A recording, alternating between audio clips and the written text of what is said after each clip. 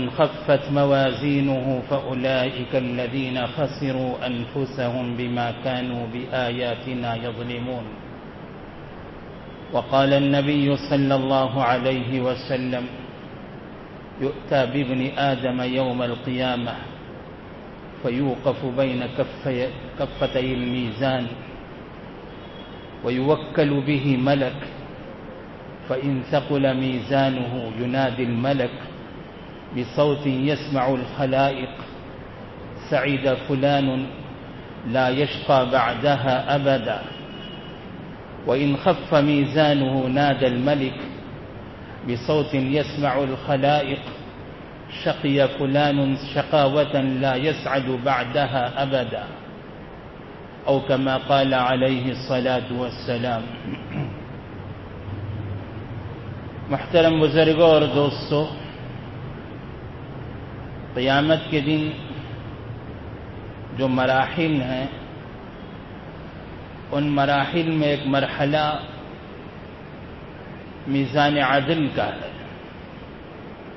جہاں اللہ تعالیٰ کی عدل اور انصاف کا ایسا مظاہرہ ہوگا کہ ذرہ برابر بھی ظلم کا تصور بھی نہیں کیا جا سکتا ہے. عدل و انصاف کا ایسا اظہار کیا جائے گا، اور اللہ اپنے عدل کے مظاہرے کے لیے میزان عدل قائم فرمائیں گے.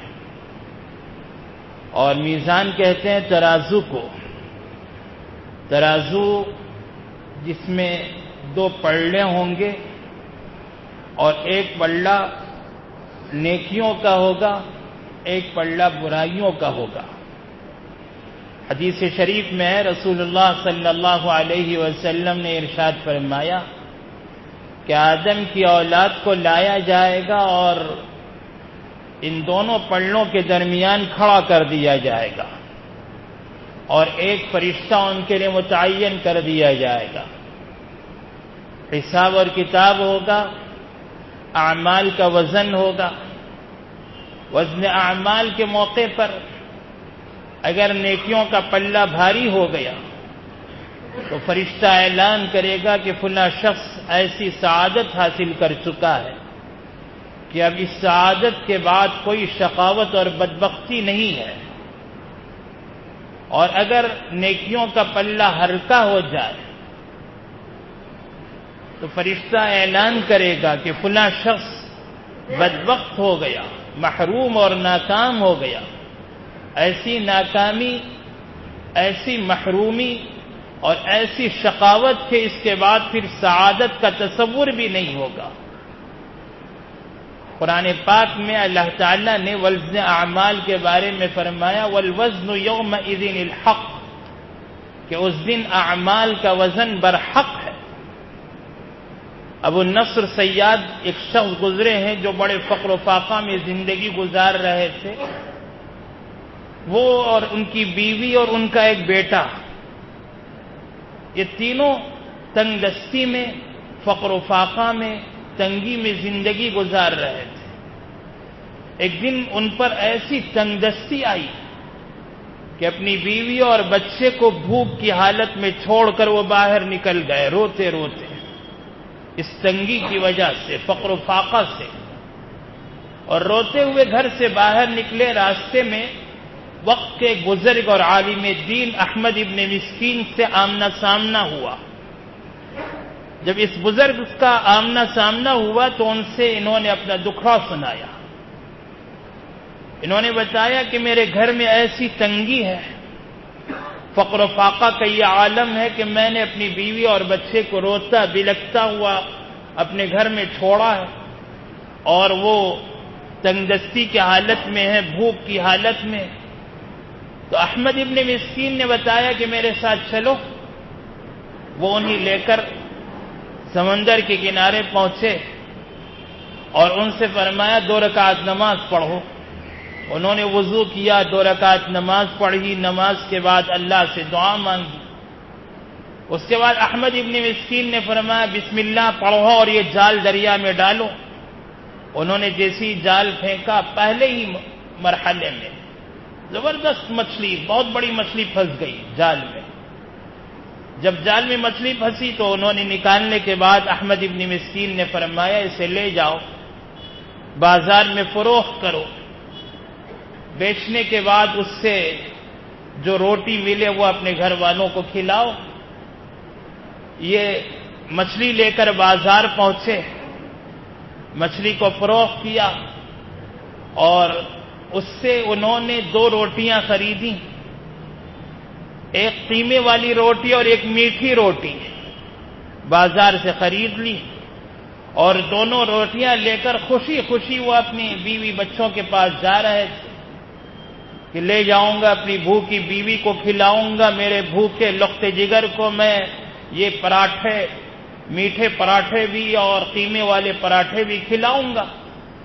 سوچتے ہوئے جا رہے تھے، ابھی تھوڑا سا راستہ گزرا تھا کہ راستے کے کنارے ان کی نظر پڑی ایک عورت پر، اور اس کے ساتھ ایک معصوم بچہ تھا۔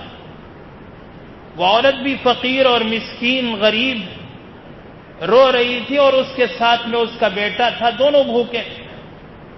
ان کے دل میں خیال آیا کہ اس عورت میں اور میری بیوی میں، اس بچے میں اور میرے بچے میں کیا فرق ہے؟ وہ بھی بھوکے یہ بھی بھوکے، میں انہیں بھوکا چھوڑ کر میری بیوی اور میرے بچے کی کھلاؤں؟ یہ سوچ کر انہوں نے وہ دونوں روٹیاں اس عورت کے قریب جا کر پہلے تو اس کی آنکھوں میں جھانکا، اس کی آنکھوں سے مسکنت ظاہر ہو رہی تھی، غریبی، مسکینی، بیچارگی اس کے چہرے سے ٹپک رہی تھی اور آنکھوں میں آنسو تھے۔ انہوں نے وہ 2 روٹیاں اس عورت کے حوالے کر دی۔ جس ہی بچے نے اپنی ماں کے ہاتھ میں روٹیاں دیکھیں تو بچے کے چہرے پر مسکراہٹ آ گئی، وہ ہنسنے لگا، خوشی سے اچھل کود کرنے لگا۔ انہوں نے وہ دونوں پراٹھے اس عورت کے حوالے کر دیے۔ وہ عورت ان پراٹھوں کو لے کر خوش ہو گئی اور اپنے بیٹے کو کھلایا، وہ خود بھی کھانے لگی۔ ان دونوں کو اس حالت میں چھوڑ کر یہ آگے بڑھ گئے۔ اب جیسے جیسے قدم ان کے گھر کی طرف بڑھ رہے ہیں، دل رو رہا ہے کہ اب میں اپنی بیوی کو کیا منہ دکھاؤں گا، اپنے بھوکے بیٹے کے سامنے کیسے جاؤں گا؟ یہ سوچتے سوچتے قدم آگے بڑھا رہے تھے۔ جیسے ہی اپنی گلی کے اندر پہنچے، اپنے محلے میں داخل ہوئے، گھر کے قریب گئے تو گھر کے قریب جانے کے بعد انہوں نے دیکھا کہ ایک شخص کھڑا آواز لگا رہا ہے کہ ابو النصر کو کوئی پہچانتا ہے؟ لوگوں نے بتایا یہ وہ آ رہے ہیں، یہ ابو النصر ہیں جو سامنے آ رہے ہیں۔ وہ دوڑتا ہوا ان کے پاس آیا، اس نے ایک تھیلی ہاتھ میں سے اٹھا کر ان کے ہاتھ میں رکھ دی اور بتایا کہ اس تھیلی میں 30,000 درہم ہے، 30,000 درہم، اور تمہارے والد نے وفات سے پہلے، آج سے 20 سال پہلے، یہ 30,000 درہم میرے حوالے کیے۔ انہوں نے مجھے یہ نہیں بتایا کہ میں ان درہموں کا کروں کیا، کہاں خرچ کروں، کیا کروں، یہ میرے پاس رکھے ہوئے تھے، ان کا انتقال ہو گیا۔ 20 سال ہوئے تمہارے والد کا انتقال ہو کر، اور ان کی وفات کے بعد سے آج تک میں تمہیں تلاش کر رہا ہوں، تم ملے ہی نہیں۔ آج مجھے کسی نے بتایا کہ اس محلے میں، اس گلی میں یہاں رہتے ہیں، تو میں تمہیں تلاش کرتے ہوئے آیا ہوں۔ یہ 30,000 درہم تمہارے ہیں، تمہاری امانت ہے جو تمہارے والد نے میرے پاس رکھے تھے۔ یہ تمہارے والد نے 30,000 درہم میرے پاس رکھوائے تھے، 20 سال سے میں تمہیں تلاش کر رہا ہوں، 20 سال کے بعد مجھے تمہارا پتہ مل گیا، اب یہ تمہارے حوالے ہے، تمہاری امانت۔ اچانک وہ شخص جسے ایک پراٹھا اور ایک روٹی میسر نہیں تھی، 30,000 درہم مل گئے، تو دیکھتے دیکھتے وہ ایک لمحے میں مالدار ہو گیا۔ اور جب اتنا مال ایک ساتھ ان کے پاس آیا تو اس مال سے انہوں نے گھر خریدے، مکان خریدے، ان سے انہوں نے تجارت شروع کی، اور تجارت میں اللہ نے ایسی ترقی عطا فرمائی، ایسی برکت عطا فرمائی کہ پھر وہ اس تجارت کے اور اس کاروبار کے درہم و دینار سے غریبوں اور مسکینوں پر خرچ کرنے کے قابل بن گئے۔ اور اتنا خرچ کرتے تھے، اتنا دیتے تھے صدقات اور خیرات کہ لوگوں میں اس کا چرچا ہو گیا۔ کبھی کبھی ایسا بھی ہوتا کہ ایک ہی جگہ کھڑے کھڑے 1000 درہم وہ خرچ کر دیتے، 1000 درہم ایک ساتھ وہ خرچ کرتے۔ اللہ نے اتنی استطاعت عطا فرما دی، اتنی دولت مندی، اتنا مال عطا فرما دیا، اور ان کے صدقات اور خیرات بھی ایسے مشہور ہونے لگے، اس کا چرچا ہوا لوگوں میں۔ ایک دن خواب دیکھ رہے تھے، انہوں نے خواب میں دیکھا کہ قیامت برپا ہے، حساب کتاب شروع ہو چکا ہے، اور اعلان ہو رہا ہے ابو النصر کو لایا جائے، یہاں کھڑا کیا جائے۔ میزان عدل قائم ہے اور ابو النصر کو بلایا گیا، فرشتے ان کو لے کر میزان عدل کے پاس لا کر کھڑا کر دیا۔ ابو النصر کھڑے ہوئے ہیں، اب ان کی نیکیوں کا اور برائیوں کا حساب کتاب ہو رہا ہے اور ان کو تولا جا رہا ہے۔ انہوں نے دیکھا کہ ایک طرف گناہوں کا پلڑا ہے، ایک طرف نیکیوں کا پلڑا ہے۔ ان کے نیکیوں کے پلڑے میں ان کی نیکیاں رکھی جا رہی ہیں۔ کتنی نیکیاں ہوں گی؟ صدقات کی شکل میں، خیرات کی شکل میں 1000 درہم اس میں رکھے گئے۔ گناہوں کا پلڑا بھی بھاری ہے، اور نیکیاں، اتنی ساری نیکیوں کے پلڑے میں رکھی جا رہی ہیں، اور گناہوں کا پلڑا اب بھی بھاری ہے۔ ان کی نیکیاں رکھی جاتی ہیں، فوراً ایک فرشتہ کہتا ہے ان کی تہ میں تو ان کی خود غرضی ہے، ریاکاری کا جذبہ ہے، دکھاوے کا جذبہ ہے، تو ساری نیکیاں ضائع ہو گئیں۔ اور 1000 درہم رکھو، وہ ضائع ہو گئیں کسی نہ کسی وجہ سے۔ کسی میں ریاکاری کا جذبہ، کسی میں دکھلاوے کا جذبہ، کسی میں کچھ اور جذبہ، اس طرح جتنی نیکیاں اس میں رکھی جا رہی تھی، ساری نیکیاں ضائع ہوتی جا رہی تھیں، اور بدستور اب بھی گناہوں کا پلڑا یوں ہی بھاری ہے، اور نیکیوں کے پلڑے میں ذرہ برابر بھی وزن نہیں آ رہا۔ یہ حیران کہ اب ہوگا کیا؟ اتنی ساری نیکیاں رکھ دی گئیں، نیکیوں کا پلڑا بالکل ہلکا، اور گناہوں کا پلڑا یوں بھاری ہے کہ اس پلڑے میں ذرہ برابر بھی کمی نہیں آ رہی ہے، اور نیکیوں کے پلڑے میں ذرہ برابر بھی وزن نہیں آ رہا۔ ساری نیکیاں ختم ہو گئی، اور یہ کھڑے حیران کہ میرے اتنے صدقات، اتنے خیرات، 1000 درہم اور 1000 کا صدقہ، اتنی نیکیاں سب ضائع جا رہی ہیں، اور کسی نیکی میں وزن نہیں، پلڑا بالکل ہلکا۔ یہ حیران اور پریشان کہ آخر میری ہلاکت اور بربادی تو یقینی ہے، آج تو میں ضائع ہو گیا، میرا تو نقصان یقینی ہے۔ یہ اسی تصور میں ہے کہ اچانک فرشتے نے اعلان کیا دیکھو کچھ اور نیکیاں ہیں ان کے نامہ اعمال میں، تو دوسرے فرشتے نے کہا ہاں ایک نیکی اور ہے۔ پوچھا کون سی نیکی؟ بتایا 2 روٹیاں، 1000 درہم ایک طرف ہو گئے، اور فرشتہ کہہ رہا ہے ان کے اعمال نامے میں ابھی ایک اور نیکی باقی ہے، 2 روٹیاں۔ فرمایا اسے اٹھاؤ رکھو۔ جب یہ 2 روٹیاں اس میں رکھی گئیں، اب نیکیوں کے پلڑے میں وزن آیا، گناہوں کا پلڑا اب ہلکا ہوا، اب نیکیوں کے پلڑے میں ذرا وزن آیا۔ اب جیسے نیکیوں کا پلڑا وزنی ہونے لگا، یہ تھوڑا سا نیچے جانے لگا، اور ادھر سے گناہوں کا پلڑا اوپر آنے لگا، اس میں ہلکا پن آیا اور اس میں وزن آیا۔ اب ان کی جان میں جان آئی۔ فرشتے نے کہا اب بھی فیصلہ نہیں ہوگا، اس لیے کہ گناہوں کا پلڑا اب بھی وزنی ہے، یہ جھکا ہوا ہے۔ نیکیوں کے پلڑے میں وزن تو آ گیا، تھوڑا سا اوپر تو تھوڑا سا نیچے چلا گیا، وزن آنے کی وجہ سے تھوڑا سا وزن تو ہو گیا، لیکن ابھی ان کی نجات کا فیصلہ نہیں ہوگا، اس لیے کہ گناہوں کا جو پلڑا وہ اب بھی بھاری ہے۔ فرشتے نے کہا دیکھو ان 2 روٹیوں کے علاوہ کوئی اور نیکی تلاش کرو ان کے اعمال نامے میں۔ تو دوسرے فرشتے نے کہا ہاں ایک اور نیکی چھپی ہوئی ہے۔ پوچھا کون سی؟ بتایا اس عورت کی آنکھوں کے آنسو جو بھوک کے عالم میں اس عورت کی آنکھوں سے جو آنسو نکلے تھے، فرمایا ان آنسوؤں کو لاؤ، اس نیکیوں کے پلڑے میں رکھو۔ جب اس غریب، بھوکی، مسکین، بیچاری عورت کی آنکھوں کے آنسو اس پلڑے میں رکھے گئے، اچانک نیکیوں کا پلڑا بالکل وزنی ہو گیا اور وزنی ہو کر یوں جھکنے لگا۔ اور جب انہوں نے دیکھا کہ اب وزنی ہو کر نیکیوں کا پلڑا جھک چکا، لیکن اب بھی حالت یہ ہے کہ نیکیوں کا اور برائیوں کا پلڑا برابر برابر ہے، فرشتے نے کہا اب بھی ان کی نجات کا فیصلہ نہیں ہوا، اس لیے کہ نیکی اور گناہ دونوں برابر ہیں۔ پھر فرشتے نے کہا دیکھو کچھ اور نیکیاں ہیں ان کے اعمال نامے میں؟ تو دوسرے فرشتے نے کہا ہاں ہے۔ پوچھا کون سی؟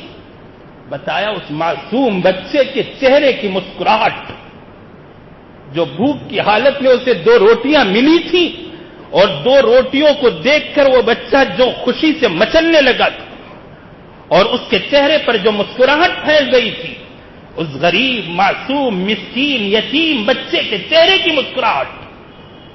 تو فرشتے نے کہا اسے لاؤ، رکھو نیکیوں کے پلڑے میں۔ جب اسے نیکیوں کے پلڑے میں رکھا گیا تو اچانک نیکیوں کا پلڑا ایسے وزنی ہو کر جھک گیا اور گناہوں کا پلڑا ہلکا ہو کر یوں ہواؤں میں جھولنے لگا۔ اب جب ابو النصر صیاد نے خواب دیکھا، خواب ہی میں پکار رہے ہائے میرے ہزاروں درہم کا صدقہ ضائع ہو گیا، کچھ کام نہیں آیا، مجھے کام آئی تو وہ 2 روٹیوں نے مجھے بچا لیا۔ اللہ کے کرم اور فضل سے 2 روٹیوں نے مجھے نجات دی۔ وہ جو روٹیاں اللہ کے لیے جو انہوں نے اخلاص کے ساتھ اس غریب، مسکین، بیوہ عورت اور اس یتیم بچے کے لیے انہوں نے جو صدقہ دیا تھا، ان 2 روٹیوں کے صدقے میں اللہ نے ان کو نجات دے دی۔ اور جب یہ خواب سے بیدار ہوئے ہڑبڑا کر تو وہ پکار رہے تھے ہزاروں درہم کا صدقہ بیکار ہو گیا، 2 روٹیوں نے مجھے بچا لیا، 2 روٹیوں نے مجھے بچا لیا۔ وزن اعمال کے موقع پر بنو آدم کے اوپر جو کیفیت خوف کی، ہراس کی طاری ہوگی، وہ عجیب و غریب کیفیت ہوگی جسے الفاظ میں بیان نہیں کیا جا سکتا۔ اللہ فرماتے ہیں وَنَضَعُ الْمَوَازِينَ الْقِسْطَ لِيَوْمِ الْقِيَامَةِ فَلَا تُظْلَمُ نَفْسٌ شَيْئًا۔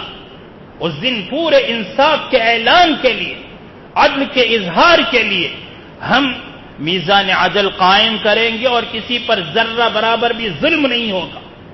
ایک ایک عمل کو تولا جائے گا، ایک سبحان اللہ کو تولا جائے گا، ایک الحمدللہ کو تولا جائے گا، ایک ایک غیبت کو تولا جائے گا، ایک ایک چغلخوری کو تولا جائے گا، ایک ایک انسان کے دل دکھانے کو تولا جائے گا، اور ایک ایک حمد و ثنا کو، ایک ایک ذکر کے ایک ایک لفظ کو تولا جائے گا۔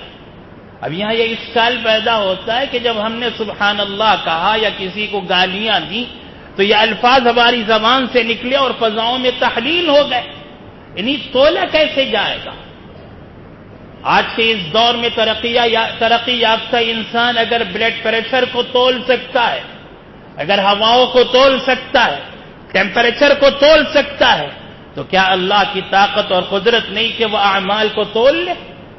اعمال کو اعراض کی شکل دے دی جائے گی، جسمانی شکل دی جائے گی، اور جسمانی صورت میں ان اعمال کو لا کر ان اعمال کو تول لیا جائے گا۔ یہ ایک شکل ہوگی۔ ایک شکل یہ ہوگی کہ ان اعمال کو جسم دے دیا جائے گا، جیسے حدیث شریف میں ہے کہ سورہ بقرہ اور سورہ آل عمران پرندوں کے جھنڈ کی شکل میں آئیں گے۔ حدیث پاک میں ہے کہ قرآن کریم ایک خوبصورت نوجوان کی شکل میں آئے گا۔ حدیث پاک میں ہے کہ اعمال خوبصورت، نیک اعمال خوبصورت آدمی کے شکل میں آئیں گے۔ تو ان نیک اعمال کو خوبصورت عطر بیزی کرنے والے شخص کی شکل میں جب تبدیل کیا جائے گا تو ان نیک اعمال کو جسم دے کر اعراض کو اللہ تعالیٰ تلوائیں گے، یا اللہ کی طاقت اور قدرت سے بعید نہیں ہے۔ ایک تو یہ شکل ہے۔ دوسری شکل یہ ہے کہ اعمال کے جو صحیفے ہیں، جو اعمال نامے ہیں، جن رجسٹروں میں یہ اعمال لکھے ہوئے ہیں، ان رجسٹروں کو تولا جائے گا۔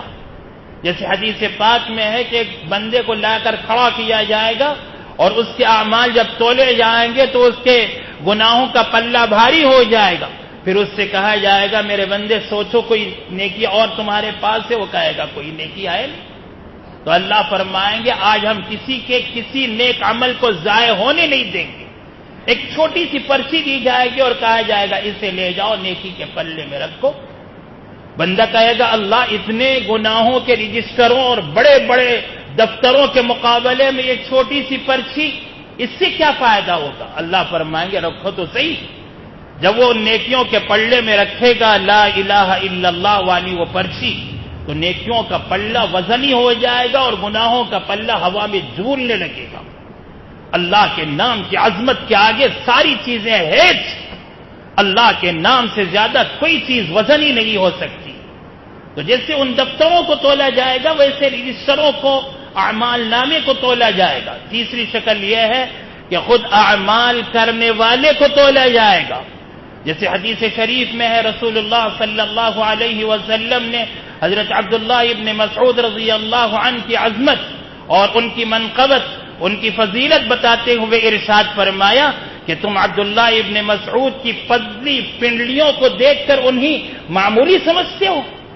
ان کی دو پتلی پنڈلیاں قیامت کے دن جب اعمال نامے میں رکھی جائیں گی تو ان کا وزن احد پہاڑ سے زیادہ ہوگا. اس کا مطلب یہ ہے کہ خود اعمال کے کرنے والوں کو تولا جائے گا. جیسے مجرمین کے بارے میں فرمایا فَلَا نُقِيمُ لَهُمْ يَوْمَ الْقِيَامَةِ وَزْنًا، کہ ان مجرمین کا کوئی وزن نہیں ہوگا. حدیث شریف میں ہے کہ بڑے بڑے موٹے تازے اونچے بڑے بڑے ڈیل ڈول والے لوگ لائے جائیں گے. ان کے جرم کی وجہ سے جب ان کو تولا جائے گا تو بالکل ہلکے پھلکے ہو جائیں گے، ان کا کوئی وزن نہیں ہوگا. اس طرح وزن اعمال کی جو شکلیں ہیں احادیث مبارکہ کے خلاصے کے طور پر حضرات شراح حدیث نے بیان فرمایا کہ وزن اعمال کی تینوں شکلیں ہو سکتی ہیں. یا تو اعمال کو کوئی شکل دے دی جائے گی اور جسم کی شکل میں ان کو لا کر تولا جائے گا، اور یا تو پھر خود عمل کرنے والے کو تولا جائے گا، یا پھر اعمال جن رجسٹروں میں لکھے گئے ہیں ان رجسٹروں اور دفتروں کو تولا جائے گا. ہاں وزن اعمال برحق ہے. ارشاد ربانی ہے والوزن یومئذ الحق، کیا اس دن اعمال کا وزن برحق ہے. اس لیے اس دنیا میں ہم اپنے اعمال کر کے اپنے نیکیوں کے پلے کو بھاری رکھنے اور اپنے گناہوں کے پلے کو ہلکا رکھنے کی فکر فرمائیں. اللہ ہمیں عمل کی توفیق عطا فرمائے. آمین. وآخر دعوانا ان الحمد للہ رب العالمین.